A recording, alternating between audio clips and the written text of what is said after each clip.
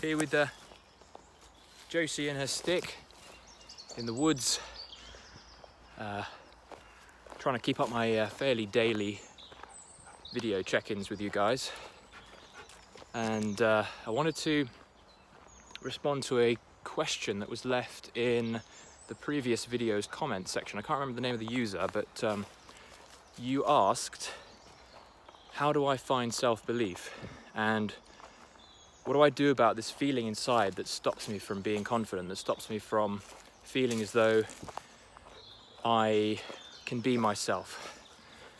And this might be a good way of doing future videos. So if you guys have questions about anything to do with mindset, psychology, happiness, productivity, creativity, self-esteem, confidence, that kind of stuff, anxiety, I will be happy to give short discussions on various topics in upcoming videos. So feel free to ask a question below about something that's been bothering you, whatever it is. Nothing is too shallow for me. And wanted to talk on, how do you find your self-belief? Where is self-belief? What is self-belief? Very, very quick discussion on that for those of you who feel that you might be lacking in self-belief or lacking in confidence, or you have this feeling inside that says, no, you're not worthy, you're not ready yet, you're not capable yet of being able to do this and do that and speak in front of people and be funny and be confident, whatever it is. I've been plagued with this sense of unease around not being confident enough all my life, not having enough self-esteem, not being enough per se. Oh, we got a couple of dogs coming here. Hello guys.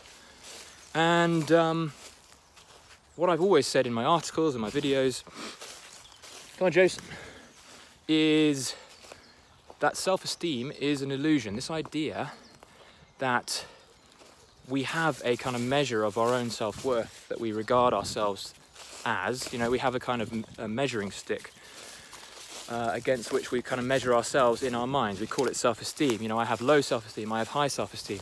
It's a complete illusion, because all it is essentially how you think about yourself. Thinking is transient. Thinking is illusory. It's just something that pops up and floats away, and you can believe in it if you like, and you can pile on all sorts of value to a thought as much as you like, but ultimately a thought is just a kind of a piece of vapor that floats up in your mind and then is gone again, unless you want to take it seriously, unless you want to think to yourself, I do have low self-esteem, or I did act strange in that environment, that must mean I'm low confident, I lack confidence, or I believe in my thoughts are telling me that there's something wrong with me, so I've got to believe in it. I believe in the fact that I have low self-esteem. It's all nonsense, it's all a lie. The real you is beneath that. The real you is watching your thoughts. The real you is not your ego. Your ego is the thing that's creating this sense of false self-esteem, false self-belief, false self-worth. There is no such thing as worth. There is no high worth, low worth. You are worthy in and of itself. You are pure belief. You are pure self-confidence already. Because you're a spiritual being. You are the thing, the third party, connected to all things, watching yourself think. So whenever you believe in a thought, you are deluding yourself. And that's great news, because if you think that you have low self-esteem, guess what? You're believing in a lie, and you're only making things harder for yourself. And all you got to do is realize that those thoughts about you having low self-esteem, or you not being ready, or you not being confident enough, you don't need to listen to them. You do not need to take them seriously. These are just suggestions that your personal mind is throwing up that you can either take or you can let pass. There are good thoughts and there are negative thoughts. And it's so easy as a human to fail to see that we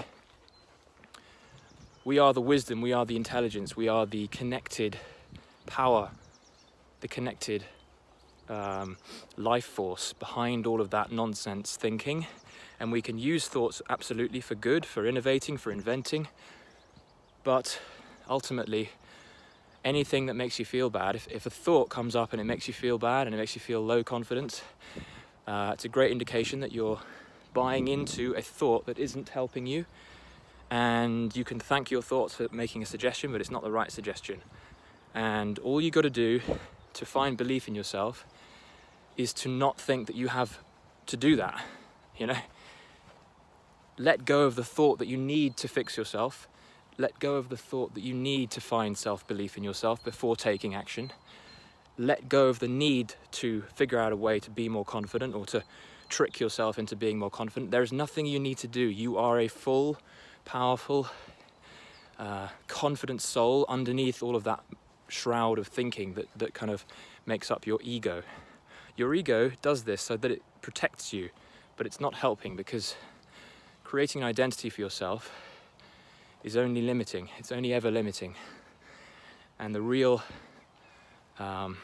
endless, unlimited life force is as woo-woo as it sounds. It always sounds a bit woo-woo, a bit weird.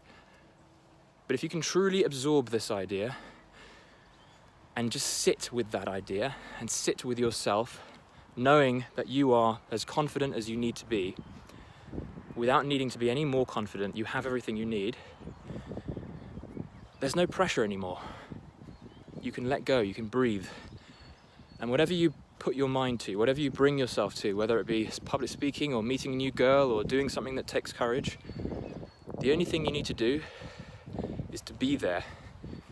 Be present with whatever's in front of you, because that's where your greatest capacity lies. You know, you're going to be your most resourceful in those moments where you're not thinking about, okay, I've got to be more confident, I've got to do this, I've got to do that, I have to be more relaxed, I have to be more present, I have to be more everything.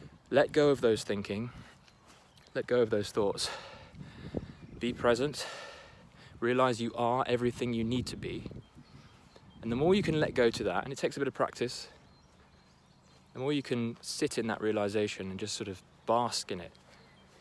Bask in the realization that you don't need to fix yourself. You just simply need to be. You're going to find your confident self come through that. Hope that helped. If you've got similar questions, and perhaps you've got counter arguments against all this stuff, feel free to write them down in the comments below. I'm going to carry on my walk here with my little dog, and hope to help, guys. Do subscribe if you like this, and I will see you in the next video.